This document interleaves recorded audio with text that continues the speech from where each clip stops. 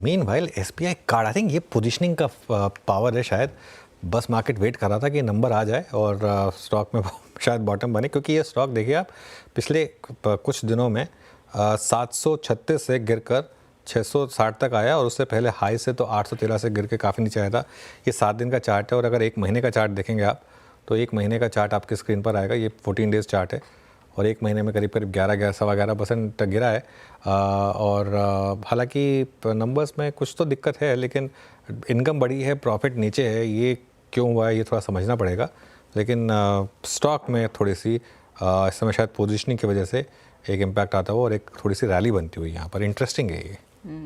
और डिटेल्स का इंतजार रहेगा एसबीआई कार्ड की तरफ से कि एसेट क्वालिटी क्या रही है, क्योंकि अनुज आपको याद होगा आरबीआई गवर्नर ने भी चेताया था कि देखिए कुछ लोग एक तो क्रेडिट कार्ड्स पर भी एसेट क्वालिटी थोड़ी सी बिगड़ती हुई दिखाई दी है, और साथ ही साथ यहाँ पर उसका डर था कि शायद इनके एनपीएस पर भावी पड़ता हुआ दिखाई देगा।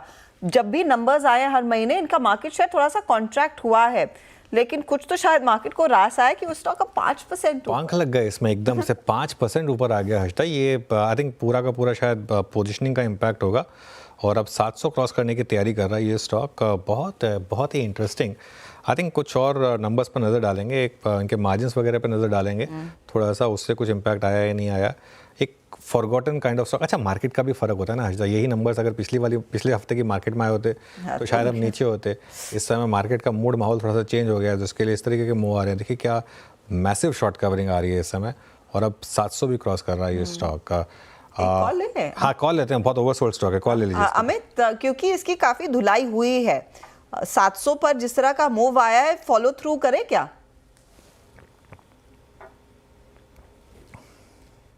अमित सेठ?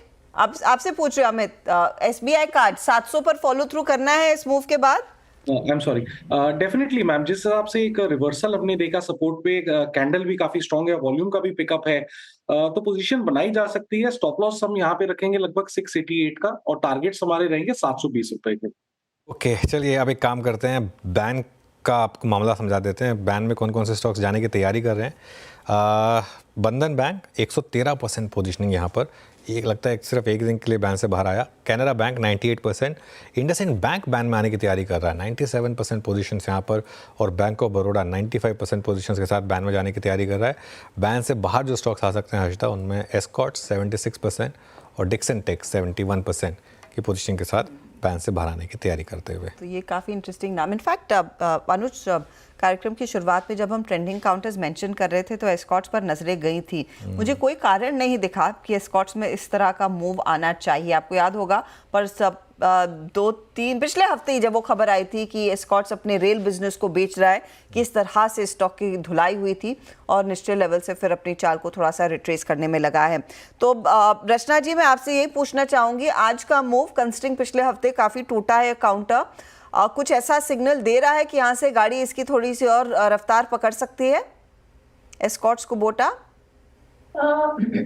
एस्कॉर्ट्स कुबोटा में ये प्राइस एक्शन जो है वो है तो इम्पोर्टेंट लोकेशन पे, पर यहाँ पे 35-60 अगर ये क्रॉस करके क्लोजिंग उसके ऊपर देता है, विच इज हाई प्रोबेबिलिटी, और अगर दूसरे दिन ग्रीन में ओपन होता है तो यहाँ पे एक इम्पोर्टेंट बेस बनने की उम्मीद है, जो इस काउंटर को 3700 की तरफ फिर लेके जाएगी। पर दूसरे दिन की प्राइस एक्शन देखना बहुत जरूरी रहेगा आज की क्लोजिंग के बाद। क्लोजिंग के बाद कल फॉलोअप कैसा रहेगा, उसके बाद ही एक कॉल लीजिए कि यहाँ पर नया ट्रेड बनेगा या नहीं। माने state bank of India, Nifty bank की हमने खूब चर्चा की, कई सारे बैंकों की चर्चा की, एसबीआई क्योंकि कल भी हम ये मेंशन कर रहे थे, आज भी सुबह में बात हुई, 5% की तेजी। ओआई एडिशन में देख रही हूँ बहुत तगड़े वॉल्यूम्स पर यहाँ पर दरअसल वो लॉन्ग ऐड हुए हैं। अब अगला पड़ाव क्या रहेगा? 832 आज हासिल कर रहा है, डे हाई पर ही क्लोज दिखाएगा ये। तो देखिए, एक बात तो क्लियर हो गई है कि स्टॉक ने अपने 200 डे मूविंग एवरेज पे एक शॉर्ट टर्म बॉटम बनाया है, हायर टॉप्स हायर बॉटम से कंफर्मेशन दिया है, 20 वीक मूविंग एवरेज के ऊपर निकला है।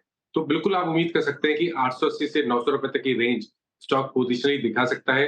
तो अगर एक ट्रेड लेना होगा तो वो लॉन्ग साइड पे होगा, 799 के स्टॉप लॉस से खरीदारी करनी है 900 रुपए के टारगेट के। ओके, मीनवाइल मारुति की वो रैली नहीं टिक पाई हर्षिता, शायद ओवरऑल जो नंबर्स थे वो हावी हो गए कमेंट्री के ऊपर। वैसे मेरा अभी भी मानना ये है कि जिस तरीके की पिटाई ऑलरेडी स्टॉक में दिख चुकी है और जो स्टेटमेंट्स मैनेजमेंट की हैं, अगर मार्केट ने उसको कल थोड़ा सा पॉजिटिव व्यू रखा, एक महीने में 18% स्टॉक गिर चुका है। आई थिंक थोड़ा अगर ब्रोकरेजेस ने कल इसको थम्स अप दिया तो मुझे लग रहा है आज जितना गिरा शायद कल रिकवरी भी यहाँ पर पॉसिबल है, लेकिन फिलहाल के लिए तो थोड़ी सी दिक्कत है। लेकिन आज का stock of the day clearly federal bank का 8.5% ऊपर। आज सुबह बात की थी हमने स्टॉक की कि ये अब शायद कुछ जलवे दिखाएगा स्टॉक आज, और डार्क ग्रीन था ये। ध्यान रखिएगा ये स्टॉक अभी भी जिस दिन मनियन साहब की अपॉइंटमेंट हुई थी उस दिन का हाई क्रॉस नहीं कर पाया, ऑलमोस्ट वहाँ पर। एक बार इसका 3 महीने का चार्ट लेकर आइए। आई थिंक 3 महीने हो गए उस चीज़ को जब वो अनाउंसमेंट आई थी, और 3 महीने में अब उस दिन आई थिंक स्टॉक ने 204 205 हिट किया था। अब वापस 200.4 पर आए हम। तो या तो 52 वीक हाई लो फायर कर दीजिए या 3 मंथ्स का फायर कर दीजिए, और इस पर एक व्यू लेते हैं। मानस एक बार इस स्टॉक को देखिए ज़रा, क्या व्यू होगा यहाँ पर। आज अच्छे मूव्स यहाँ पर। देखिए, जो एक रेंज थी उसके अपर बैंड को स्टॉक ने डेफिनेटली ब्रीच किया है और वॉल्यूम्स के साथ किया है। मेरे ख्याल से अब जो पहले का हाई 205 था उसको ब्रेक करके 212 से 215 की रेंज में स्टॉक जाने की कोशिश करेगा। तो अगर एक ट्रेड लेना होगा तो लॉन्ग साइड पे 194 के स्टॉप लॉस से खरीदारी करने की राय रहेगी फेडरल बैंक।